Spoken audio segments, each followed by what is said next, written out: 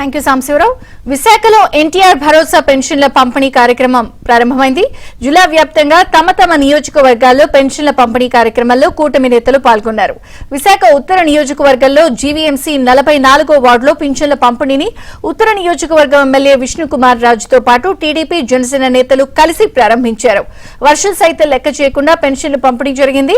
పెన్షన్ల పంపిణీపై విశాఖ ఉత్తర నియోజకవర్గం నుంచి మా ప్రతినిధి రామకృష్ణ మరింత సమాచారం అందిస్తారు. Ramakrishna, over to you.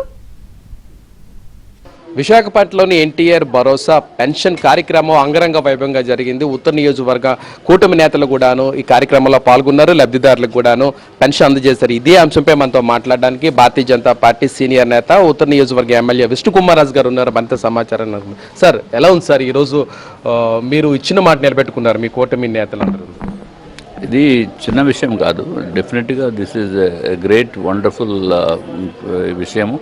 ఎందుకంటే చంద్రబాబు నాయుడు గారు అందరికీ తెలుసు, కూటమి ప్రభుత్వానికి తెలుసు, ఈ జగన్మోహన్ రెడ్డి రాష్ట్రాన్ని అప్పుల్లో ముంచేసి సర్వనాశనం చేసేసి 5 సంవత్సరాలు కూడా విధ్వంసకరమైన పరిపాలన సాగించిన వ్యక్తి జగన్మోహన్ రెడ్డి గారు.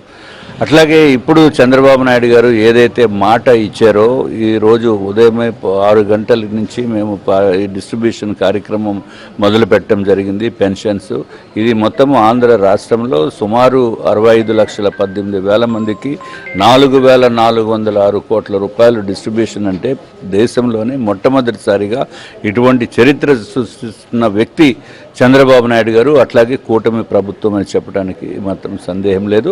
అట్లాగే నార్త్ నియోజకవర్గంలో సుమారు 14,597 పెన్షన్స్, 14 కోట్ల రూపాయలు డిస్ట్రిబ్యూషన్ ఈరోజు కార్యక్రమం చేపట్టడం జరిగింది.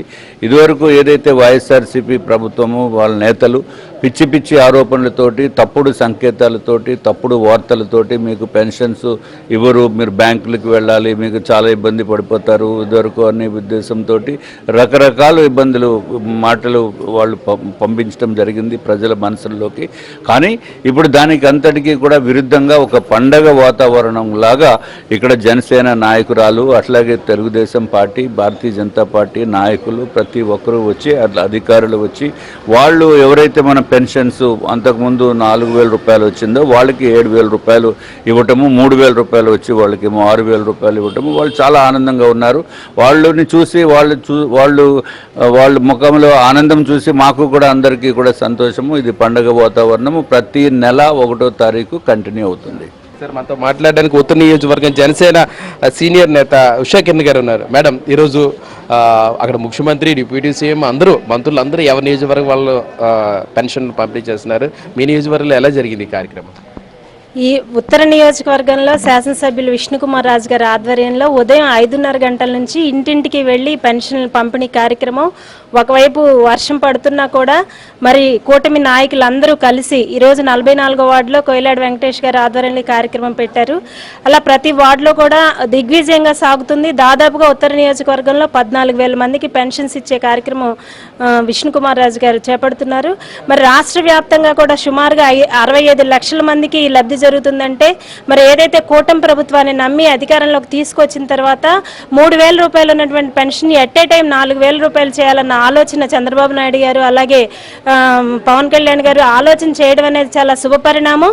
ఏదైతే గతంలో వాలంటీర్స్ వ్యవస్థ ఉంది, వాలంటీర్ వ్యవస్థ ఉంటేనే ప్రజలకు అందుబాటులో ఉంటుంది అని ఏదైతే వైఎస్ఆర్ కాంగ్రెస్ పార్టీ వాళ్ళు మాట్లాడారో, దానికి ధీటుగా ఈరోజు కార్యకర్తలందరూ వాలంటీర్స్గా తయారయ్యి ఏదైతే మరి ప్రభుత్వానికి ఓటు వేయమని, ఏదైతే మా నాయకులకు ఓటు వేయమని అడిగిన వాళ్ళందరూ కూడా ఈరోజు వాళ్ళ దగ్గరికి వెళ్ళి పెన్షన్ ఇస్తుంటే వాళ్ళకు కూడా ఒకలాంటి ఆనందం, సంతృప్తి కనిపిస్తున్నటువంటి నేపథ్యం. ఖచ్చితంగా ఇదే మార్గంలో రేపు రాష్ట్ర భవిష్యత్తు కూడా అన్ని రకాలుగా ముందుకు వెళ్తున్న ఉద్దేశంతో ప్రతి ఒక్కళ్ళు కూడా ఎదురు చూస్తున్నారు. ఇది మొత్తం మీద పరిస్థితి. వీడియో జర్నలిస్ట్ రాజశేఖర్తో రామకృష్ణ, ఏబిఎన్ ఆంధ్రజ్యోతి, విశాఖపట్నం.